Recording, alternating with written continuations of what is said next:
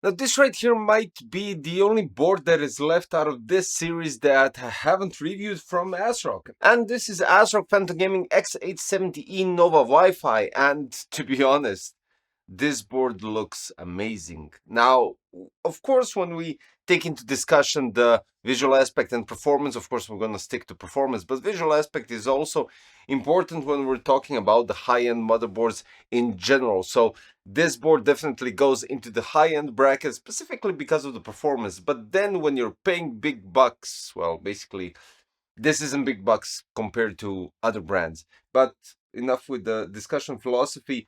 This board looks amazing. So today we're not going to go too much into details regarding the specifications because you can definitely read that on their official website, but I'm going to go through benchmarks and going to compare it to their X870E Type-C and of course other AM5 motherboards that I reviewed recently and compare all of that together. So let's start quickly with those specifications that I mentioned. So for the power phase design, 20 plus 2 plus 1, because we have 20 V-core phases, we have 2 SoC phase and 1 VDD MISC phase. So these are 110 ampere SPS. And then we go forward, we have 802.11b Wi-Fi 7, 20K caps with 1000 microfarad capacitance, 5G LAN, and BIOS flashback button. These are some of the main features. Then we have for the storage 483 ports, one blazing M.2 that is Gen 5 times 4, 3 Hyper M.2 Gen 4 times 4, and one M.2 which is Gen 3 times 2 and SATA 3. Of course, we have 4 memory slots, but I'm not going to go too much into details regarding the actual speeds because we know AMD goes quite nicely with 6400 and nothing else is relevant after that. For the expansion slots, we have PCIe 5.0 16, PCIe 3.0 times 16, and PCIe 3.0 times 1.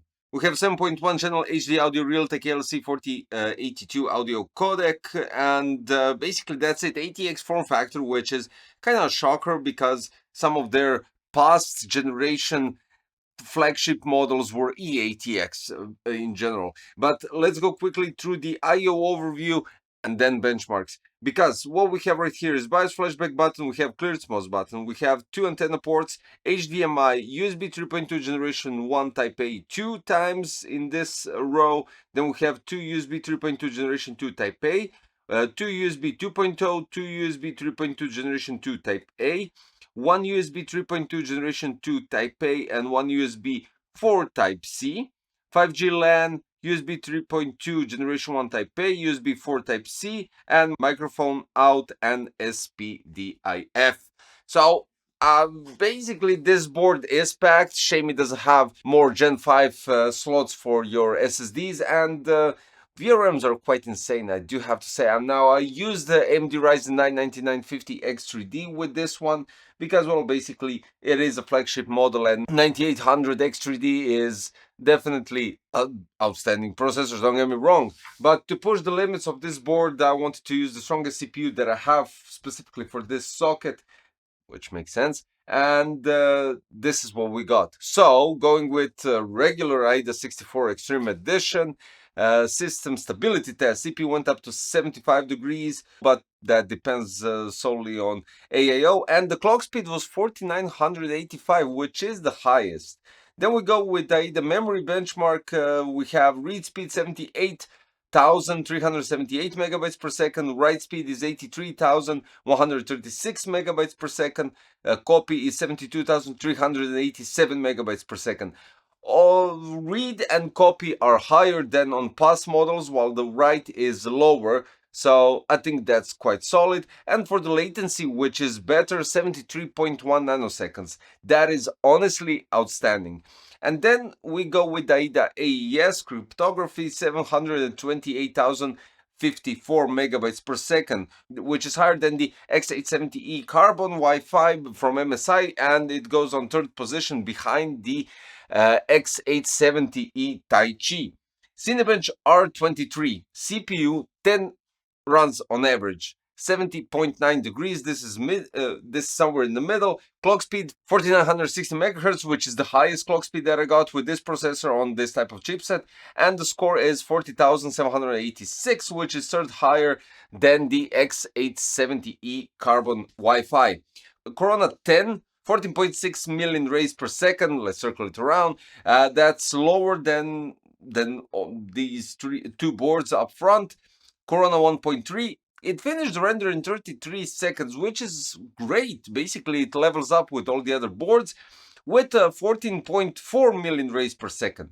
Then we go with, sorry, I'm just skipping a bit. Cinebench R24. CPU went up to 72 degrees. Clock speed is 5214, and the score is 2184. Now, I don't have too much data here, so you're just basically seeing this board. And then we go Jetstream 2, 347,899. This is first above by 10k points. So this is outstanding. See, Geekbench 6, we're having single thread score 3345, which goes basically in the same category as the Cinebench R23 for the score in terms of third position, which is still higher than the MSI X870E Carbon Wi-Fi. For the multi-thread score, 22,125. It goes a bit lower here, but it's okay-ish, I would say. Now, Indigo Benchmark Bedroom 5.454 million samples per second, while the Supercar is 12.458 million samples per second. The same thing as Geekbench 6, third position, solid. 3D Mark CPU profile, maximum cores 17. So I'm just gonna say this: the maximum threads, it goes somewhere in the middle. The 16 threads goes lower, and then we have somewhere middle for the 8 threads. 4 threads is 4779, which is lower, and then we have 2 somewhere in the middle for the 2 and 1 thread score. TimeSpy 28,374 altogether, which is higher than usual, and CPU score is a bit lower. Same thing happens with TimeSpy Extreme. Altogether score 15,863, higher, but the CPU score is a bit lower. Firestrike, we have altogether score 56,245, which is higher. Physics score is a bit lower. Now, honestly, so I don't go through all the benchmarks. You can see the clear difference with TimeSpy, TimeSpy Extreme, Firestrike, Firestrike Ultra, and Firestrike Extreme, giving you the idea that the processor on this board doesn't perform in terms of comparison to the other boards in that higher segment. Here, you do get great performance, but tad lower. So when you combine it with the setup that I had and this right here, you do get solid performance. I can't argue with that, but a tad lower, which isn't that bad. Let's be honest, X870E Tai-Chi is definitely much more premium than this one. So when you take into consideration those two boards, the Tai-Chi model is, well, I wouldn't say better. It just has that potential to push the processor to its higher limits. In this scenario, what we got here is just that. So next to that, I didn't go with any SSD benchmarks because Gen 5 and Gen 4, they literally, if you use the same SSD throughout the whole benchmarks, you'll get marginal difference, and that is honestly pointless to even consider showing each time the same way. So yeah, and then we go with the PC Mark 10. Right here, what you can see is the overall score is lower, but then we go with Essentials, and you basically get web browsing that hits this board to the first slot. Productivity and spreadsheets are lower, writing is higher, and then in general digital content creation is higher. Mid close to first position is photo editing, rendering, and visualization is second, and video editing is first. So I can say about this board, first and foremost, the I/O panel is insanely packed with USB ports and all the ports basically that you need. Regarding the USB4 Thunderbolt, we have the clear mouse button and the BIOS flashback.